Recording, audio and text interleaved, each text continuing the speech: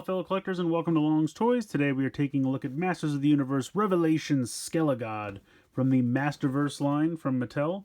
So basically it's my understanding that Masterverse is going to be kind of an anthology series where they can do 7-inch figures from whatever series they want over the years, which is kind of a fun concept, especially for someone like me who never really got into classics. I just kind of missed the boat on that. But now I have a chance to kind of collect some He-Man 7-inch figures to kind of, add to the collection of other 7-inch figures that I may have. And here we go, Skelegod. Now this thing is probably some kind of spoiler. I would assume the series isn't even out yet, and these have started popping up at Target, both online and in store. Battle Cat has also been seen. I don't know if anyone's really found many of the others. This is some pretty cool artwork here on the side, though. I like that a lot. And this just says, Skelegod, Cosmic Lord of Destruction. So let's see, we have a little bio here on the back. Again, really cool artwork. So Skeletor lives his life with a singular purpose: to control the unlimited power of the entire universe. Good purpose to have, I guess.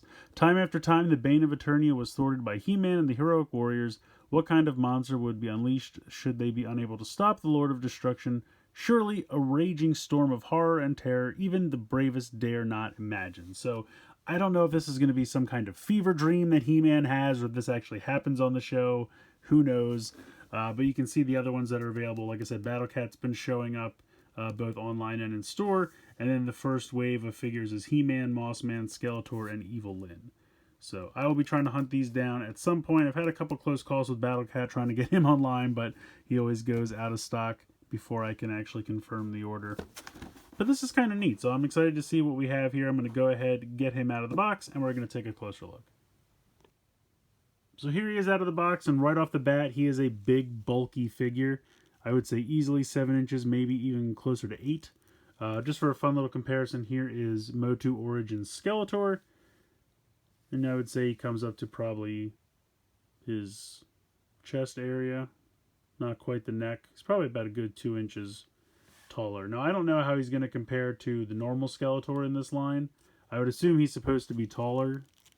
He's certainly probably more bulky than the normal Skeletor, because this is, I assume he's getting some kind of power up. I mean, he does come with the power sword, so maybe he gets to actually steal the power of Grayskull for once. So I guess we'll see how that goes.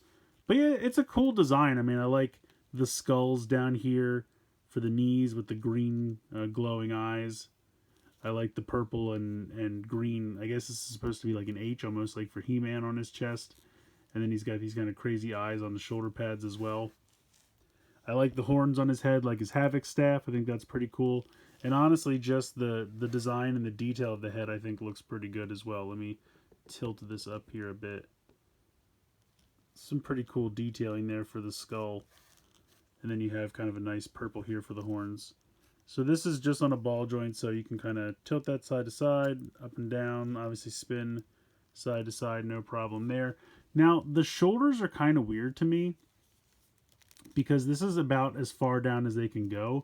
You can lift them up more, but for whatever reason, he can't have the arms go further down than that. And I mean, I don't know, I guess it's not a huge problem, but I would have liked them to go just a little bit further, closer to the body. You do have a bicep swivel. You do have double jointed elbows. Let me see if I can get this one to bend. There we go. So that's pretty cool. This piece here is not really connected to anything, the kind of gauntlet piece, which again has a pretty cool design. You have the glowing green eyes there.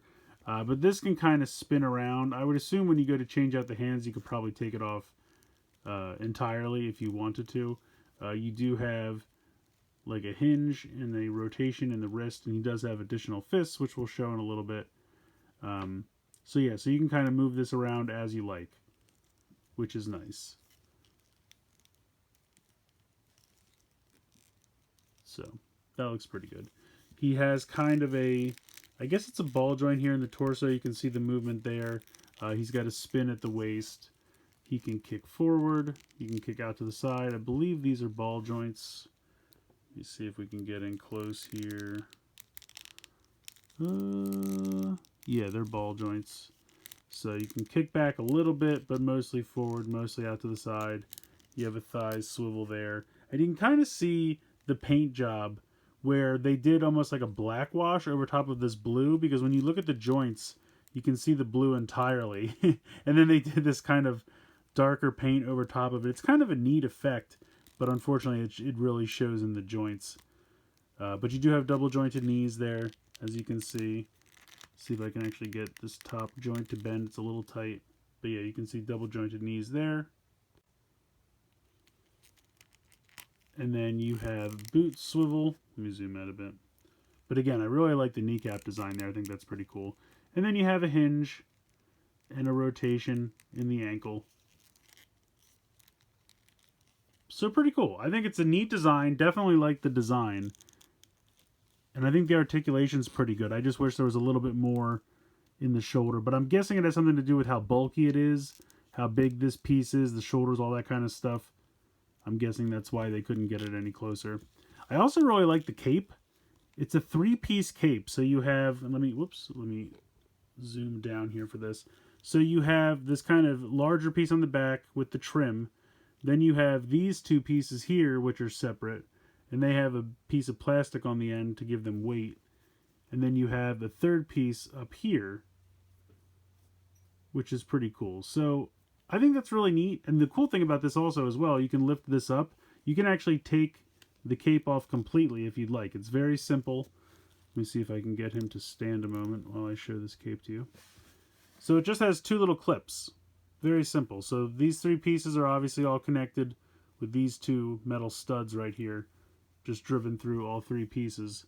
But it's a pretty cool cape. I mean, I like the fact that they layered it. It's actually 3 separate pieces or 3 separate layers of fabric with different colors. I actually think that's really, really neat. And like I said, I like the fact that it's easily removable should you wish. It's just these 2 little clips. He's got this kind of harness piece here. You can see the dark blue. You just feed this underneath, and then you just clip it onto the harness, and then you can kind of bring this back over top. And there you go. So it's a really neat design. I really like the removable cape aspect, because I feel like once he starts fighting, he might want to lose the cape once he kind of gets into an intense battle, something like that. He does come with some accessories, as I showed off. See if we can get this guy to stand. So you have an alternate set of hands. It's really just kind of a more closed set of hands. He has really open hands in the box. And then you get this little bit more tighter fist. And then you have, of course, the power sword, as I showed off earlier, which looks really good. I think they did a nice job with this. Simplistic, but really, really works. And then you have this gigantic, like, fireball effect piece, which I'm assuming is just meant to kind of, you know, go over the hand here and pretend like he's getting ready to do some kind of crazy punch or maybe shoot the fireball, something like that. So I think that works. I think all 3 of the effect, well, all the accessories work. The effect piece, the sword, and the extra set of hands. I'm just interested to know more about, you know, what is this character? What is this design? Does Skeletor actually win? Does he actually get the power of Grayskull and he turns into this? It's pretty crazy. As far as the whole Masterverse line going forward, I think it should be pretty good. I'm pretty happy with what they've given us here. I really like the design. I really like the paint applications. The articulation's good. It's a little difficult getting to stand sometimes, but that's really just finding, you know, weight distribution. But overall, I'm pretty happy with this guy. It's a crazy design. It really intrigues me what's going to happen in this show. I'm really getting excited to check it out later on this month, because this is kind of like a fun little tease. It's probably a spoiler of some kind, but it's just very intriguing to me. Like, I want to find out what's going on, what's, you know, spurns this form. But very, very cool. I think the cape's cool. I like the fact that it's removable. I like all of the armor. I really like the color scheme. I think the neon green throughout, you know, brightens up an otherwise pretty dark color scheme. I think the head sculpt is really, really cool. I love the horns. Kind of references Havoc's staff there. I think that's really cool. The extra set of hands, I'm going to probably leave this set of hands just because I really like it. It's kind of a more like monster-y, like Venom feel to me. But you have the, you know, the more closed set of hands so that he can hold the sword. So if you want him to actually wield the power sword, it fits in there very, very well. Actually, you know what? We'll go ahead just to see how easy it is to switch out these hands. Okay, not too bad. And then go ahead and pop this in. Yeah, that works. That works well. Now he's got the power sword. See if we can get him in a cool pose here without me knocking him over. He's very top heavy, which I mean is to be expected because he's got the giant arms and the shoulder pads and the cape and everything. So it's just really about weight distribution. There we go, something like that. That's cool. So I really like this a lot. I'm very interested to see what the rest of the line is going to hold for us. I'm interested to get my hands on He-Man for sure, Skeletor of course, but Mossman's also a really fun inclusion for the first wave. He doesn't usually get love in a line until a little bit later on, but first wave, front and center, there's Mossman, so I'm pretty intrigued about that. But yeah, at this point I'm just kind of rambling on.